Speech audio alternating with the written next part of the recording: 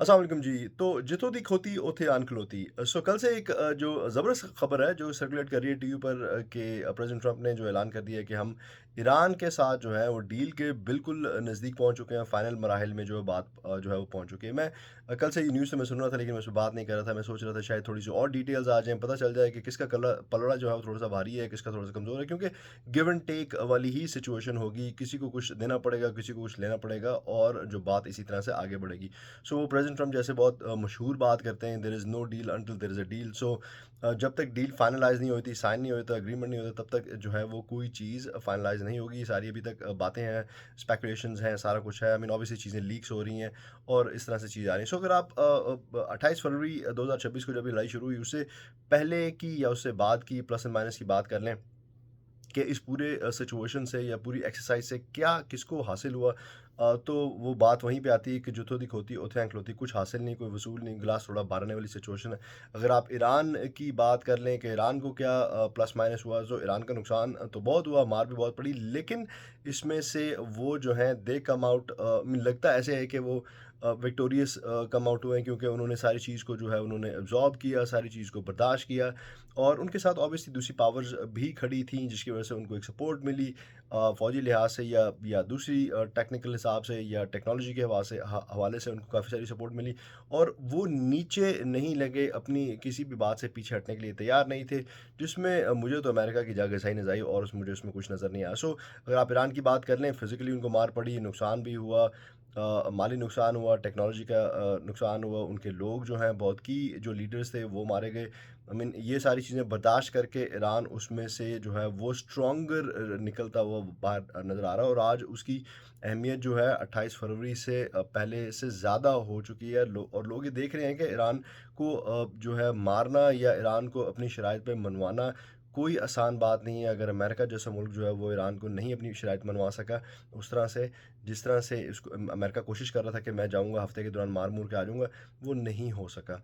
सो Iran तो इसमें से बहुत स्ट्रॉन्ग जो है वो निकला पूरी सिचुएशन में से। अब अमेरिका की बात कर लें तो अमेरिका की जितनी भी एलाइज़ की या जितने भी ममालिक में इनकी बेसिस थी वहाँ पे गल्फ़ में, कहा यह जा रहा है कि 16 बेसिस कुछ इस तरह से हैं जो बिल्कुल ही डिस्ट्रॉयड हो चुकी हैं और नाकाबिले इस्तेमाल हैं। उसके अलावा इनका फ़ौजी नुकसान हुआ, माली नुकसान हुआ, इनके जो बड़े-बड़े जहाज़ थे, एयरक्राफ्ट कैरियर्स थे, उनका नुकसान हुआ, उसके अलावा जहाज़ गिर गए। सो काफ़ी माली नुकसान हुआ, फ़ौजी नुकसान हुआ। उसके अलावा जो अरब ममालिक इनके एलाइज़ थे, उनका कितना फ़ौजी नुकसान हुआ, उनका कितना बिज़नेस का नुकसान हुआ, उनका कितना मालियाती नुकसान हुआ, उनका कितना जो है टेक्नोलॉजी का नुकसान हुआ, उनका कितना तेल का नुकसान हुआ, कितना इंफ्रास्ट्रक्चर जो उनको तबाह हुआ, इसका तो अभी कोई हिसाब किताब ही नहीं है। उसके अलावा अगर आप दुनिया की बात कर लें, तो दुनिया का कितना नुकसान हुआ, दुनिया के लोगों ने कितना सफ़र किया, चीज़ें कितनी महँगी हो गई। आप अमेरिका की बात कर लें, अमेरिका में जब सदर साहब ने इलेक्शन जीते और ये आए और उन्होंने अपनी एक कैंपेन चलाई कि मैं चीज़ों को सस्ता करूँगा।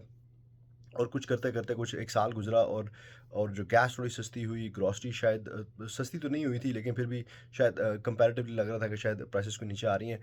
वो इतने 1 साल की जद्दोजहद के बाद ये सारा कुछ ये तमाशा किया और उसके बाद प्राइसेज़ दोबारा ऊपर चली गई। गैस की प्राइसेज़ तो ऑलमोस्ट डबल हो गई, डबल से भी कहीं ज़्यादा हो गई।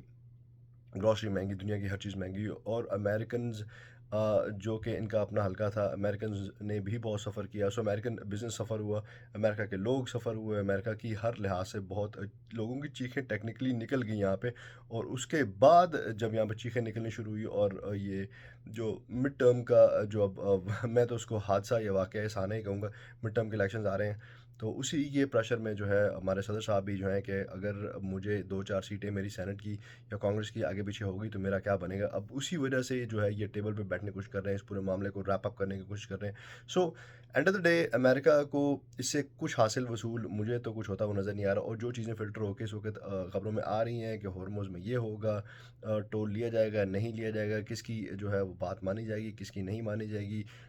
जो वो एटमी जो हथियार है उस पे क्या बात होगी, किस तरह से बात होगी।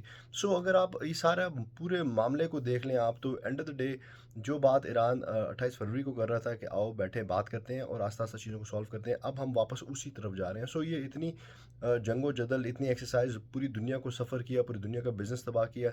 हर लिहाज से एक आम बंदा जो सफ़र हुआ, चाहे वो पाकिस्तान में था, चाहे वो अमेरिका में था, चाहे वो ऑस्ट्रेलिया में था, चाहे वो कहीं पे भी था, सबकी चीखें निकली।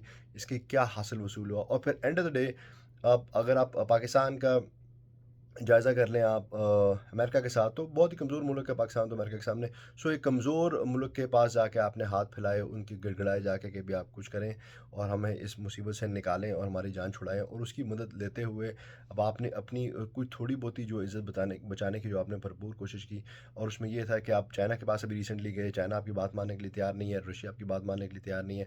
वो पूरा एक ब्लॉक जो है वो इकट्ठा हो चुका है और आप उसके सामने जो है वो बिल्कुल बेबस हैं। आई मीन आपका अगर यूक्रेन का पहले से मामला चल रहा था, तो आपको एक नया पंगा लेने की बिल्कुल भी कोई ज़रूरत नहीं थी। लेकिन पता नहीं कौन लोग पीछे बैठे हुए थे जो इनको ये बातें बता रहे थे कि वो जो वो और अब आप देख लें, आप वो जो छोटे मुल्क के जो एक लॉबी है यहाँ पे, स्पेशल लॉबी जो है वो यहाँ पे चीख रही है, चिल्ला रही है कि भी हमारा नुकसान हो गया, एपिक फ्यूरी बर्बाद हो गया, ईरान को कोई नुकसान नहीं हुआ, यूँ नहीं हुआ, वो नहीं हुआ, गलत फैसला फलाना ढमकान। सो एक मुखालफत भी उसकी जारी है। सो इसलिए मैं कह रहा था there is no deal until there is a deal. So एक बहुत ही एक खिचड़ी मची हुई है, लेकिन ये पूरी एक्सरसाइज जो है इसका कोई फ़ायदा जो है वो अमेरिका को तो होता हुआ नज़र नहीं आ रहा, ना पूरी ना किसी दुनिया में किसी और को होता हुआ नज़र आ रहा है। सो आपकी सपोर्ट जो है वो गल्फ़ में से भी थोड़ी सरक गई, आपकी सपोर्ट जो है इधर-उधर पूरी दुनिया से सरक गई। आपके टैरिफ के जो मामला जो कुछ बेहतर चल रहे थे वो भी आपने उसको सफ़र किया, उसके अलावा आपके इमिग्रेशन के जो मामला चल रहे थे वो तो भी चल रहे हैं, आप you doing strong on that, लेकिन अगर वो it could have been more stronger अगर आप ये इस जंग में ना पड़ते। अब आपकी कोशिश यही है कि मैं इसको रैप अप करूँ, उसके बाद मैं क्यूबा जैसे जो कमज़ोर मुल्क है उस पे जाके दोबारा से जो कोई काम करूँ, और फिर उसके बाद ग्रीनलैंड की तरफ जाऊँ, और फिर मैं कहूँगा देखें जी ये मैंने ग्रीनलैंड भी ले लिया, मैंने ये भी कर लिया, मैंने वो भी कर लिया। सो यू नो व्हाट, अब you are trying to collect like small छोटी-छोटी जो चीज़ें हैं, छोटी-छोटी कामयाबियाँ आप इकट्ठी करने की कोशिश करेंगे। एंड ऑफ द आप टर्म आप ये कहेंगे जी मैंने इमिग्रेशन में ये कर दिया, मैंने कारोबार में ये कर दिया, मैंने क्यूबा ले लिया, मैंने फलाना कर दिया, वेनेज़ुएला पकड़ लिया। तो इस तरह की चीज़ें आप करेंगे जो आप अपनी कामयाबियों के तौर पे बताएँगे। बाहरकैफ़ इंतहाई भद्दा फ़ैसला था ये फ्रॉम गेट गोइंग, ईरान पे हमला करना या ईरान के साथ जो है ये पूरी मगज़मारी या सिचुएशन करना, किसी का कोई फ़ायदा नहीं हुआ।